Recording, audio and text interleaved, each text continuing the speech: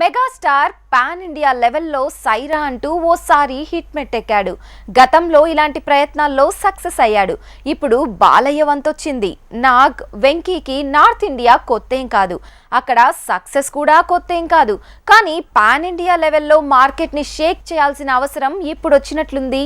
ఎందుకు? మెగాస్టార్ చిరంజీవితో వశిష్ఠ తెస్తున్న విశ్వంభర కేవలం socio fantasy కాదు, డివోషనల్ యాంగిల్ కూడా ఉందంటున్నారు.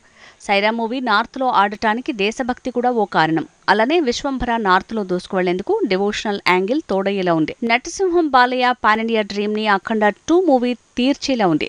బోయపాటి శ్రీను మేకింగ్ లో వచ్చిన అఖండ తెలుగులో వసూళ్ల వెలుగులు నింపింది. నార్త్లో అయితే డబ్ వెర్షన్లో ఓటీటీని కుదిపేసింది. అందుకే అఖండ 2ని పాన్ ఇండియా లెవెల్లో ప్లాన్ చేస్తున్నారు. బేసిక్గా డివోషనల్ యాంగిల్ కి పర్ఫెక్ట్ గా ప్లాన్ చేస్తే కాసుల వర్షమే అని కాంతార, కార్తికేయ 2, హనుమాన్ మూవీస్ ప్రూవ్ చేశాయి. అందుకే కింగ్, నాగ్ దైవభక్తి చిత్రం ఏదో గట్టిగానే ప్లాన్ చేస్తున్నాడట.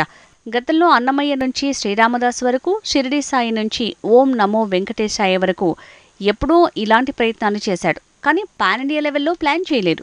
కానీ ఈసారి అదే జరిగేలా ఉంది. శివ మూవీతో అప్పట్లోనే బాలీవుడ్ ని షేక్ చేసిన నాగ్ అప్పట్లో పావు డజన్కి పైనే హిందీ మూవీస్ చేశాడు. నార్త్లో మంచి క్రేజ్ ని సొంతం చేసుకున్నాడు.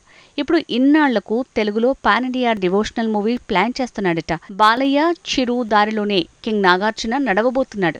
భక్తిరస చిత్రంతో 5 భాషల్లో ఒకేసారి అటాక్ చేయబోతున్నాడు. రాఘవేంద్రరావుతో రీసెంట్ డిస్కషన్స్ ని బట్టి చూస్తే తన శిష్యురాలి మేకింగ్ లో నాగ్ డివోషనల్ మూవీ పట్టాలెక్కేలా ఉందట.